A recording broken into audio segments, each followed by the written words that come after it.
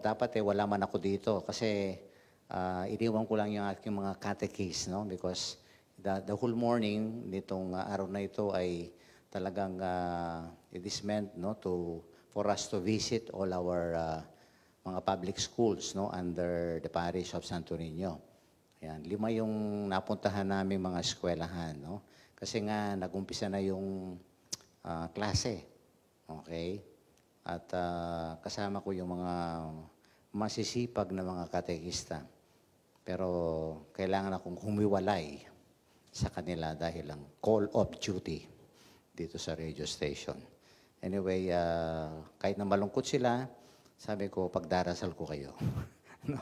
Anyway, why am I telling you my story, no, this morning? Because ang lahat naming mga pinuntahan, no, lalo na itong isang eskwelahan talaga, nung nakita kami ng principal, naku, talagang nagaba yung mukha, no? Talagang all smiles siya, tsaka yung mga teachers, no, doon sa principal's office.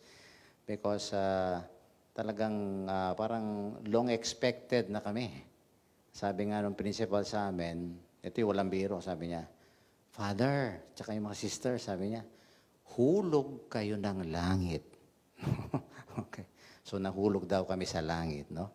Because right now, dahil nagumpisa yung klase, talagang iba na yung mga bata ngayon, sa public elementary schools, and especially yung junior and seniors, no? One teacher, ninanarrate ngayon niya, no? First day of classes, may rambulan na sa eskwelahan. May panumbukla ka, no? May gulo. Ganyan ang mga sitwasyon natin sa mga elementary schools, no? And yan, sa mga junior and senior. It's about time, Father. Ito po'y karanasan ng mga principal ngayon, no? Sana talaga mag-umpisa na kayo. Gusto nga namin ngayon na mag-umpisa na kayo, no, sa inyong catechism or giving of the religious instruction, no? And especially values formation. Kaya nga dito sa mga elementary school, nakita ko, ang lalaki ng mga tarpaulin, no? They are all about mental health. Mental health, no? Pagtataka ka, of course, no, they have to learn, science, math, Tagalog, yung mga ganyan tipo, no? Pero ang concern nila ngayon, talagang mental health. Dahil siguro ang daming, di ba, binibit-bit ng mga estudyante ngayon. Mga problema, siguro pagsubok sa kanilang buhay, no? And our presence there, I felt, parang heaven sent kami. No? Pati yung mga estudyante, of course, yung mga nagsisimba sa parokya, nandun sila. Ang saya-saya talaga. Grabe. No? And I felt, no, sabi ko, dapat parati namin ginagawa itong visitation sa mga batang ito. No? Because in the midst of, no, a lot of their, concerns, problems, maybe a lot of them, minsan may mga, di ba, family problems yan. Dysfunctional families kung minsan. No, marami yan. Pero ito nga yung parang heaven sent. No? And I would like to connect this with our gospel reading and our celebration today. No? It's all about ito nga, the transfiguration of the Lord. It's a glimpse of heaven.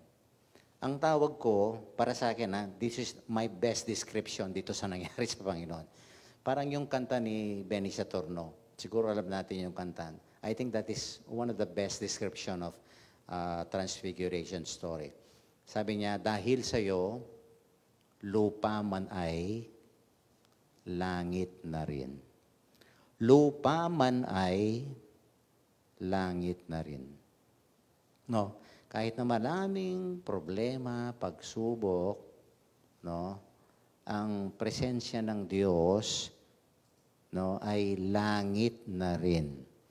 Because I think ito yung nakita nito mga apostles na ito, no? They saw a glimpse of heaven.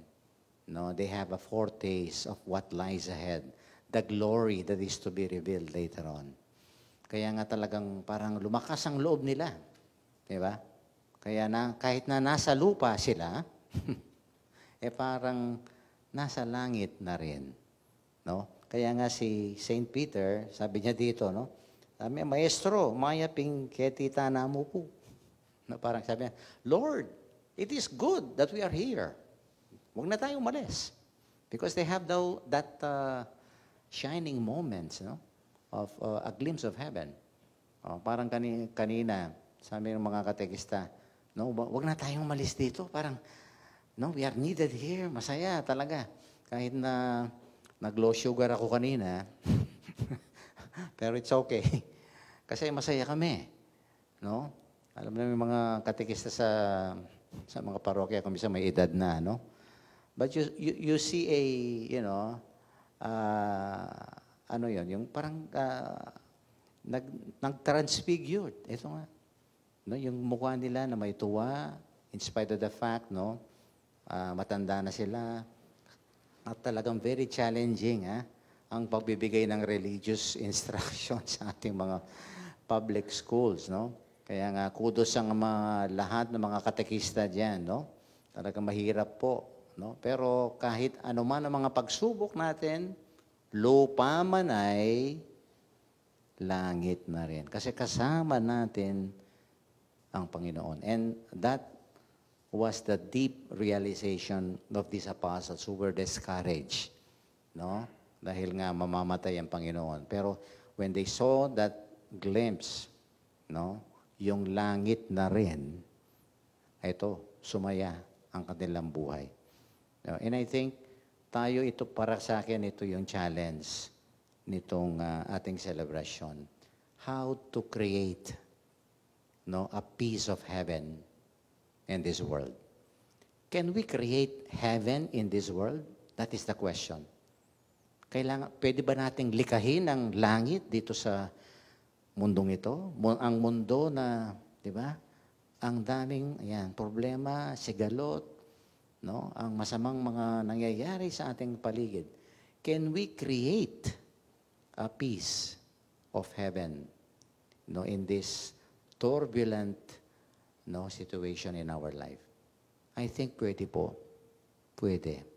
Number one, find time to have a sacred time and space with the Lord. Kaya nga yung ating panalangin every day, no? When we create that and find time, no? Mayroon tayong sagradong spasyo at panahon sa panalangin, meditation, that is creating heaven. No? Kasi alam natin pagka we are absorbed, no, in deep prayer, naku, di ba? Yung mabigat na dinadaanan natin, lupa man ay, langit na rin. Kasi we experience the presence of God when we are truly absorbed in prayer and meditation. So find time to have that sacred time and space, no, with the Lord. And second, I think we can create a piece of heaven pag tayo po every day, make every day gratitude day. Pasalamatan natin. No? Kasi may mga nangyayari pang maganda. Yung mga tinatanggap natin, mga biyaya, mga blessing sa ating buhay. Yes, maraming problema, but let us create also a positive mindset and outlook in life na hindi tayo pinapabayaan ng Diyos. Kaya nga gratitude will help us focus, no, on the things God still, no, provides us, especially in addressing our needs, di ba? Pasasalamat, that is for me a beautiful way of creating heaven, no, in the midst of this turbulent situation. At pangatlo, no, please value our deep connections and our meaningful relationships with other people. Yan ang nagbibigay ng langit sa atin. Yung mga makaluhulugan na pagkikipag-ugnayan natin at yung mga malalim na mga connection natin sa ating mahal sa buhay at sa ibang tao. Yan ang nagbibigay ng langit.